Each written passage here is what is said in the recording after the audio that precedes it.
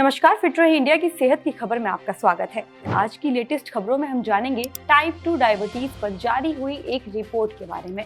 जानकारी सामने आई कि टाइप 2 डायबिटीज का शिकार हैं, उनमें लीवर फाइब्रोसिस का खतरा हो सकता है। सेहत की खबर के दूसरे सेगमेंट में हम बात करेंगे दिन भर ईयरफोन और हेडफोन्स के इस्तेमाल से कैंसर का खतरा बढ़ रहा है। इस वायरल दावे की सच्चाई के बारे में सेहत की खबर के दूसरे सेगमेंट में बात करेंगे। सेहत की खबर के तीसरे सेगमेंट में जानेंगे क्या मार्च महीने में पीरियड्स लेट होते हैं। सोशल मीडिया पर यह दावा काफी वायरल हो रहा है। इस पर बात करेंगे सेहत की खबर के तीसरे सेगमेंट में। तो चलिए शुरू करते हैं। टाइप 2 डायबिटीज को लेकर के एक नई चिंता सामने आई है। हाल ही में प्रतिष्ठित मेडिकल जर्नल द लैंसेट में प्रकाशित एक स्टडी के अनुसार टाइप 2 डायबिटीज के मरीजों में लीवर फाइब्रोसिस का खतरा तेजी से बढ़ रहा है। रिसर्च के मुताबिक डायबिटीज केवल ब्लड शुगर तक सीमित बीमारी नहीं है, बल्कि यह शरीर के कई अंगों को प्रभावित करती है, खास तौर पर लिवर को। स्टडी में पाया गया कि टाइप 2 डायबिटीज वाले लोगों में फैटी लीवर और फाइब्रोसिस विकसित होने की संभावनाएं सामान्य लोगों की तुलना में कई गुना ज्यादा होती हैं। क्या कहती है स्टडी, आइए जानते हैं।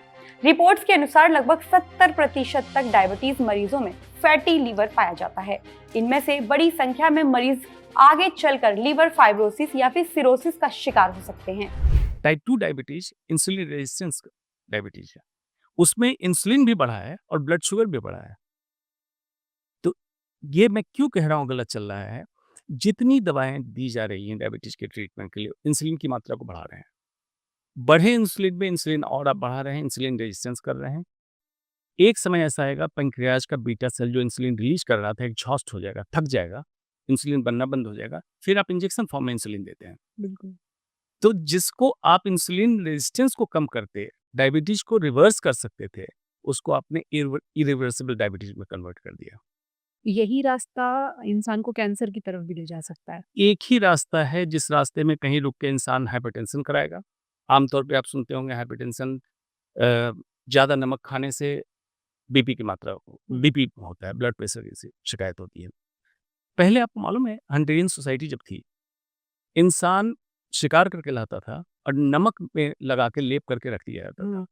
तब हमारे पूर्वजों को हाइपरटेंशन क्यों नहीं होता था? कह सकते हैं कि उसमें बीपी इंस्ट्रूमेंट नहीं था, तो मर गए होते हाइपरटेंशन से, ब्लीड कर गए होते, ऐसा डॉक्यूमेंटेड होता, लेकिन नहीं हुआ। नमक की मात्रा रिस्पॉन्सिबल है एक्सेसिव हो तो, लेकिन उससे ज़्यादा रिस्पॉन्सिबल है अगर मल्टीपल इंसुलिन स्पाइक होगा तो बॉडी किडनी का एक फंक्शन है जिसके कारण सोडियम एंड वाटर रिटेन करती है, ये इंसुलिन कराता है। मतलब मीठा खाने से हाइपर इंसुलिनीमिया हुआ और ये हाइपरटेंशन कराया।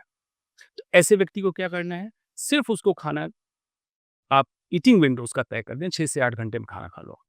सुबह जगने के 4 से 5 घंटे में पहला मील ले लो, उससे 6 से 7 घंटे में दूसरा मील ले लो, 2 मील आप लो, और इवनिंग के बाद कुछ भी खाना ना खाओ, स्पेशली फूड फॉर्म में मत लो। कुछ मामलों में यह स्थिति गंभीर लीवर डिजीज में भी बदल सकती है।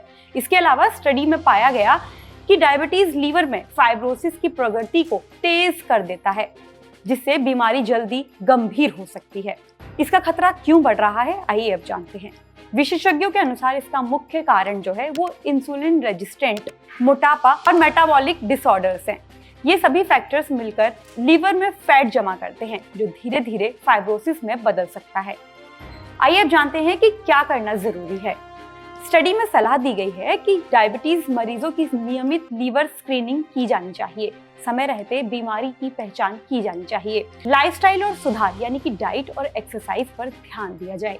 अब बढ़ते हैं सेहत की खबर के दूसरे सेगमेंट की ओर। ब्लूटूथ हेडफोन्स को लेकर के अक्सर यह सवाल उठता है कि क्या ये कैंसर का कारण बन सकते हैं। सोशल मीडिया पर वायरल दावों के बीच अब इस टॉपिक पर सच्चाई सामने आई है। विशेषज्ञों के अनुसार Bluetooth device non ionising radiation यानी कि कम ऊर्जा वाले रेडिएशन का इस्तेमाल करते हैं। ये वही रेडिएशन है जो वाईफाई, टीवी या अन्य इलेक्ट्रॉनिक डिवाइसेस में पाया जाता है। इस तरह का रेडिएशन शरीर के डीएनए को नुकसान नहीं पहुंचाता, इसलिए इससे कैंसर होने का जोखिम बहुत कम माना जाता है। इस पर विशेषज्ञ क्या कहते हैं, इस पर वैज्ञानिक क्या कहते हैं, आइए जानते हैं। रिसर्च और हेल्थ एक्सपर्ट्स का कहना है कि ब्लूटूथ हेडफोन से निकलने वाला रेडिएशन मोबाइल फोन से भी 10 से 400 गुना कम होता है। अब तक कोई ठोस वैज्ञानिक सबूत नहीं मिला है जो इन्हें कैंसर से जोड़ता हो। हालांकि कुछ स्टडीज में लंबे समय तक लगातार इस्तेमाल को लेकर के सीमित चिंताएं जताई गई हैं, लेकिन ये साफ नहीं है कि इससे सीधे तौर पर कैंसर होता है। असली खतरा क्या है, आइए वो जान लेते हैं।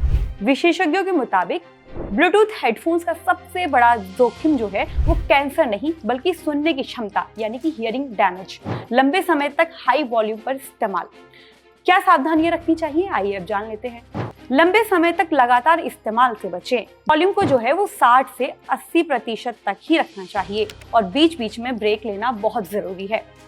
अब बढ़ते हैं सेहत की खबर के तीसरे सेगमेंट की ओर। सोशल मीडिया पर इन दिनों एक नई थियरी तेजी से वायरल हो रही है, मार्च थियरी। इसमें दावा किया जा रहा है कि मार्च महीने में महिलाओं के पीरियड्स जो हैं वो लेट हो जाते हैं। लेकिन क्या ये सच है? क्या ऐसा हो सकता है?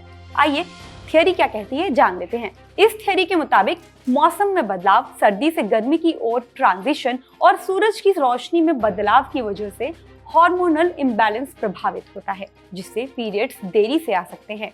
हालांकि विशेषज्ञों का कहना है कि ये कोई ठोस वैज्ञानिक सबूत नहीं है कि सिर्फ मार्च महीने की वजह से ही पीरियड्स लेट होते हैं। असली वजह क्या होती है, आइए अब जानते हैं। डॉक्टर्स के मुताबिक पीरियड्स लेट होने के पीछे कई सामान्य यानी कि नॉर्मल कारण हो सकते हैं, जैसे कि स्ट्रेस। हार्मोनल इम्बैलेंस का सबसे बड़ा कारण यही है, वजन में तेजी से बदलाव और अचानक वजन बढ़ना या फिर घटना। लाइफस्टाइल चेंजेस जैसे कि नींद, डाइट और एक्सरसाइज का असर। हार्मोनल समस्याएं जैसे कि पीसीओएस या फिर थायराइड, बीमारियां या फिर दवाइयां। विशेषज्ञ बताते हैं कि मेंस्ट्रुअल साइकिल 21 से 35 दिनों के बीच होना सामान्य है और हल्का बदलाव आम बात होती है। काफी लड़कियों को लगता है कि अगर 28 डेज के पीरियड्स हैं तो वही नॉर्मल है, बट नॉर्मल पीरियड की जो लेंथ होती है, we call it cycle length, वो first day of one period to the first day of next period, हम ऐसे कैलकुलेट करते हैं। इसमें भी बहुत सारी लड़कियां काउंट करती हैं खत्म होने से, तो that is not the right way to calculate. So period जिस दिन शुरू हुआ, पहला फर्स्ट डे वो हुआ, अगले पीरियड के फर्स्ट डे इसकी जो गैप होती है that is normal period cycle length. तो ये cycle length 21 days to 35 days normal हम मान के चलते हैं। किसी के बहुत ही कम लोगों के एग्जैक्टली डेट पे पीरियड्स आते हैं, किसी के अगर डेट से 2-4 दिन पहले आते हैं या डेट से 2-4 दिन बाद में भी आते हैं, इवन दैट इज नॉर्मल। सो किसी के 21 डेज में आ सकते हैं पीरियड, वो उसका नॉर्मल हो सकता है। किसी के 35 डेज पीरियड लेंथ भी नॉर्मल हो सकता है।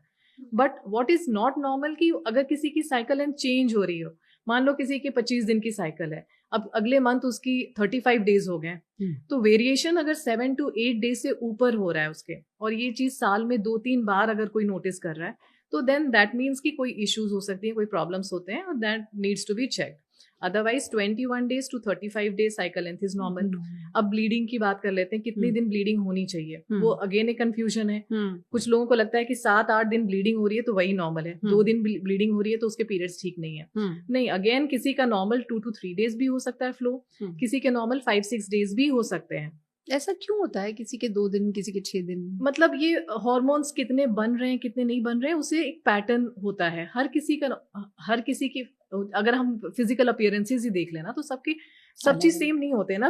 5 फिंगर्स भी आपके सेम नहीं होते हैं ना, किसी का एक फिंगर बड़ा एक छोटा हो सकता है। तो similarly is the case with hormones also. तो नॉर्मल कैन नॉट बी एकदम डॉट की यही नॉर्मल है, इट कैन वेरी, उसके वेरिएशन होते हैं नॉर्मल के, है ना।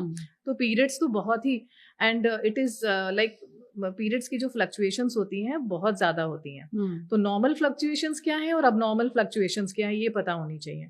तो anybody who is bleeding from like 2-3 days to 5-6 days 7 days is normal. But वो पीरियड फ्लो कितना हो रहा है उस पर भी डिपेंड करता है। अगर आप 2-3-4 पैड्स तक दिन में यूज कर रहे हैं या टैम्पोन्स यूज कर रहे हैं, that is normal. But if somebody is changing pads every 3 to 4 hours, that is obviously not normal. तो ये अमाउंट हो गई, हम रफली कहते हैं 80 ml, 60 to 80 ml is normal, ठीक है। तो ये amount, duration and cycle length, ये नॉर्मल पीरियड्स के ये होते हैं। आइए जानते हैं कि क्या सच में मौसम इस पर असर डाल सकता है। मौसम और वातावरण इनडायरेक्टली शरीर को प्रभावित कर सकते हैं, लेकिन केवल किसी एक महीने को पीरियड्स लेट होने की वजह मानना सही नहीं है। मार्च में पीरियड्स लेट होने वाली मार्च थियरी ज्यादातर एक मिथ है। असली वजह आपके शरीर के हार्मोन, स्ट्रेस और लाइफस्टाइल से जुड़ी होती है। आज की खबर में सिर्फ इतना ही। बाकी खबरों से अपडेट रहने के लिए जुड़े रहिए हमारे साथ।